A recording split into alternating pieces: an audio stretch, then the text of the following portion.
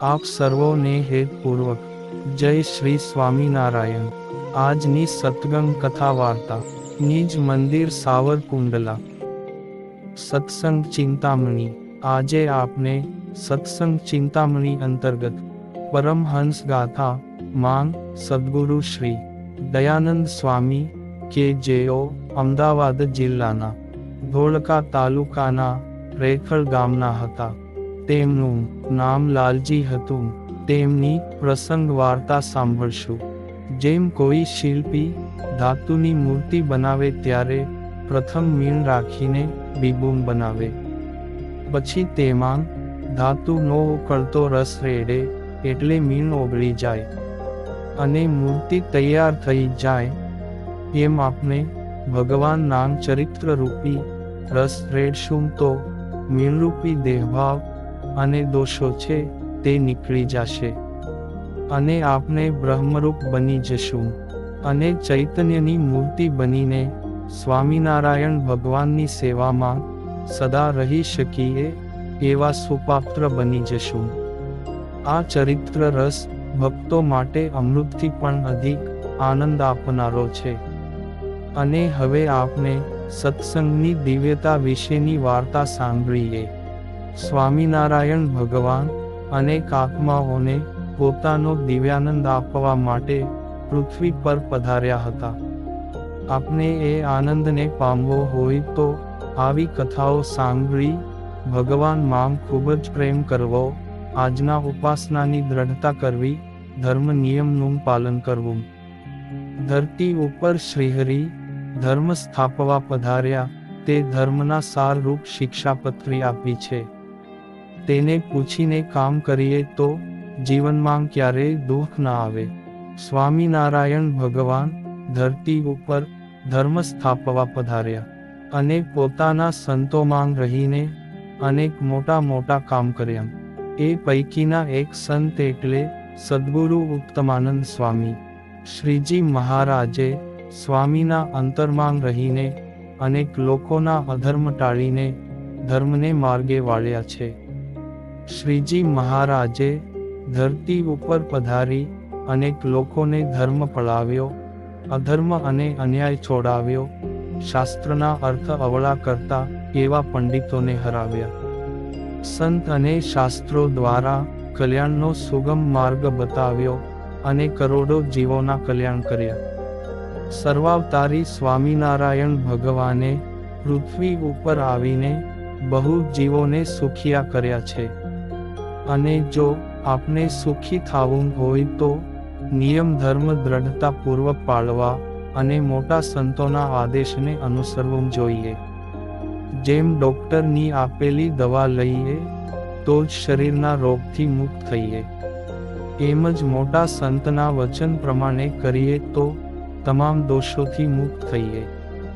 ભગવાન તથા મોટા સંતનું વચન કામ ક્રોધાદિક દોષો ટાળવાનું ઉત્તમ ઔષધ છે અને જન્મ મરણ અને લખ 84ના દુઃખો ટાળવાની સંજીવની છે। જો એમના વચન પ્રમાણે કરીએ તો અંતરમાં સુખના ફુવારા છૂટશે। સ્વામિનારાયણ ભગવાને ઉત્તમાનંદ સ્વામી દ્વારા કાશીમાં ઉત્તમ કાર્ય કર્યું। એ ચરિત્ર વાંચવા સાંભળવાથી આપણને ધર્મ સહિત ભક્તિ કરવાનું બળ મળશે। માટે હવે તે સાંભળીએ। એક સમયે સદ્ગુરુ દયાનંદ સ્વામી પોતાના મંડળે સહિત છપૈયાપુરથી કાશી ગયા। ત્યાં પથ્થર ગલીમાં બાપુજી ગોરને ત્યાં ઉતારો કર્યો। ગંગાજીમાં સ્નાન કરી મણિકર્ણિકા ઘાટ ઉપર શ્રીજી મહારાજનું ધ્યાન કરવા બેઠા। ત્યારે પોતાના પુરાણી સાધુ બાલકૃષ્ણ દાસને કહ્યું જે આપના ઠાકોરજીને આ ગંગાજીમાં સ્નાન કરાવીને જલપાન કરાવો। તે સાંભળીને પુરાણીને ખૂબ આનંદ થયો। તેમણે પોતાના ગુરુદેવના ઠાકોરજીને સ્નેહથી સ્નાન કરાવ્યું, સુંદર મજાના વાઘા પહેરાવ્યા, પછી જળપાન કરાવવા સારું ગંગાજીનું જળ પાત્રમાં ગાળવા લાગ્યા। તે જોઈને ત્યાં મણિકર્ણિકા ઘાટ ઉપર કેટલાક બ્રાહ્મણો ઊભા હતા એમણે જોયું કે સ્વામિનારાયણના સાધુ ગંગાજળ ગાળે છે. એટલે બોલી ઉઠ્યા, જે હે સાધુ રામ, આ ગંગાજીના જળમાં જીવ જંતુ ન હોય, માટે તેને ગાળવાની જરૂર નથી. એમ કહીને પાણી ઢોળી નાખ્યું. ત્યારે દયાનંદ સ્વામી કહે, જંતુ ન હોય છતાં અમારા ભગવાનની શિત્રાપત્રીમાં આજ્ઞા છે કે ગાળ્યા વિનાનું જળ કે પાણી પીવું નહીં, માટે મેં ગાળ્યું છે. ત્યારે બ્રાહ્મણો કહે, તમારી આ નવીન વાત છે, આ ગંગા જળનું અપમાન છે, માટે તે વાત અહીં લાવવી નહીં. આમ રકઝક થઈ. ત્યારે તે સાંભળીને દયાનંદ સ્વામી ધ્યાનમાં બેઠા હતા. તે ઊભા થયા અને વિવાદવાળા સ્થળે આવીને બ્રાહ્મણોને કહ્યું, હે ગંગા પુત્રો, આ ગંગાજીનું જળ ન ગાળવું તેમ તમે કહો છો, તે કોઈ શાસ્ત્રમાં વાત છે.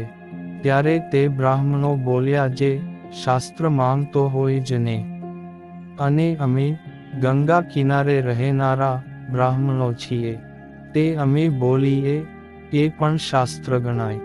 અમે ક્યારેય ગંગાજળ ગાળતા નથી, અને તમારા વિના આ ગંગાનું જળ ગાળતા બીજા કોઈને અમે જોયા નથી. અમે તો એમ જ કહીએ છીએ, જે ગંગાનું જળ તો પવિત્ર છે, માટે ગળાય જ નહીં, એ જ ગંગા જળની વિશેષતા છે.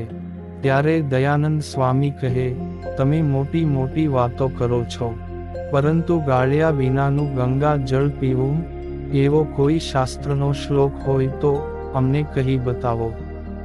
જ્યારે સ્વામીએ આમ કહ્યું તે સમયે ત્યાં મણિકર્ણિકાના ઘાટ ઉપરના કેટલાક ગંગાપુત્રો ભેગા થઈ ગયા.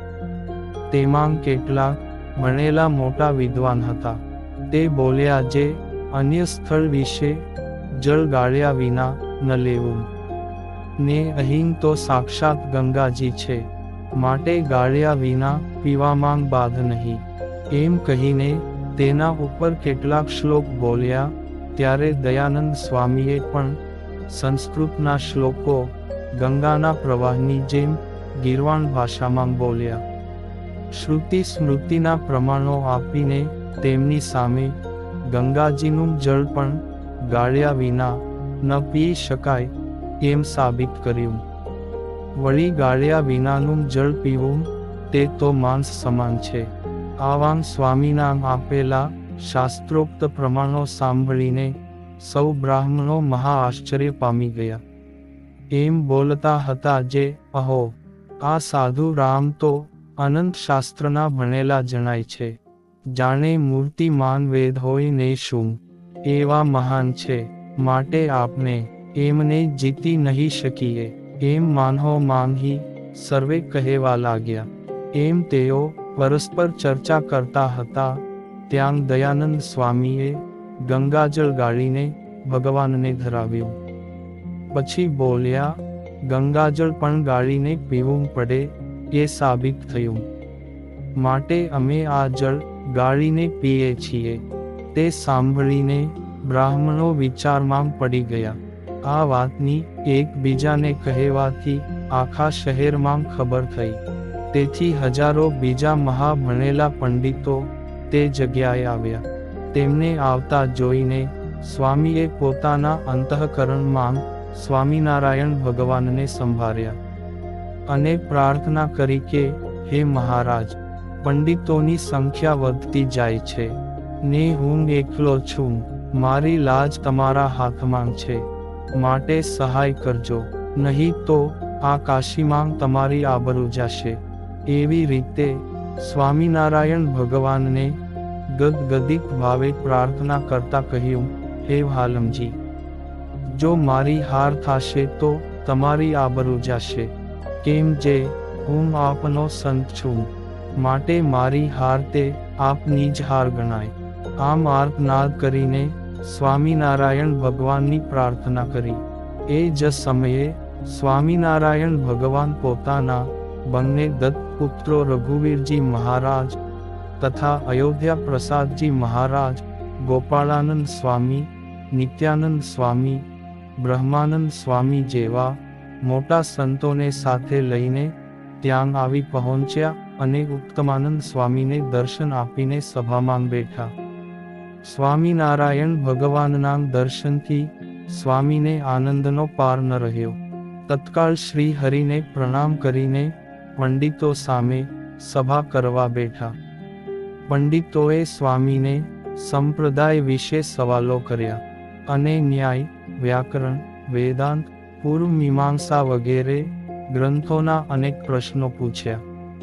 વળી ઉમેર્યું કે તમે ભણેલા છો માટે પૂછીએ છીએ. પછી દયાનંદ સ્વામીએ દરેક સવાલના જવાબ શાસ્ત્રોના પ્રમાણ સાથે સંસ્કૃતમાં ગંગાના પ્રવાહની જેમ વાપધારાથી કહ્યા. તે સાંભળીને સર્વે પંડિતો દિગ્મુખ થઈ ગયા. પછી દયાનંદ સ્વામીની વિદ્વતાનો સ્વીકાર કરીને તેમની પ્રશંસા કરી અને પોતાની હાર કબૂલ કરી. સ્વામીને 2 હાથ જોડી પ્રણામ કરીને કહ્યું કે સાધુરામ, અમે હાર્યા છીએ, તમે જીત્યા છો, માટે તમને ધન્યવાદ છે.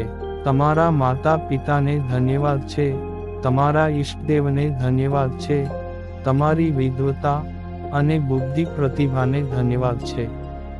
એમ સ્વામીના વખાણ કર્યા. તે જ સમયે સ્વામિનારાયણ ભગવાને પંડિતોને પણ પોતાના દર્શન આપ્યા. પછી દયાનંદ સ્વામી કહે, પંડિતો, આ બધા જ ધન્યવાદ સ્વામિનારાયણ ભગવાનને આપો. મારા પ્રભુ અહીં આવ્યા, તેથી જ મારો વિજય થયો છે. ત્યારે પંડિતો કહે, સ્વામીજી, આપ કહો છો ભગવાન મારી પાસે આવ્યા, તેથી જ મારો વિજય થયો. માટે પ્રશ્ન પૂછીએ છીએ કે આ તમારી પાસે 2 નાના છોકરાઓ છે, તે કોણ છે? એક કિંમતી વસ્ત્રો પહેરી શોભતા દિવ્ય પુરુષ છે અને બીજા પણ ઘણા તેજસ્વી પુરુષો છે. તે બધા કોણ છે? તે કૃપા કરીને કહો. ત્યારે દયાનંદ સ્વામીએ કહ્યું, આ કિંમતી વસ્ત્રો પહેરીને શોભતા પુરુષ એ જ અમારા ગુરુ પોતે સ્વામિનારાયણ ભગવાન છે. આ 2 એમના દત્તપુત્રો અને અમારા સંપ્રદાયના આચાર્ય છે. આ બીજા છે તે સર્વે ગોપાળાનંદ સ્વામી, નિત્યાનંદ સ્વામી વગેરે મુક્તો સંતો છે. તે સાંભળીને પંડિતો આશ્ચર્યચકિત થઈ ગયા અને ઊભા થઈને સ્વામિનારાયણ ભગવાનનો જય ઘોષ કર્યો.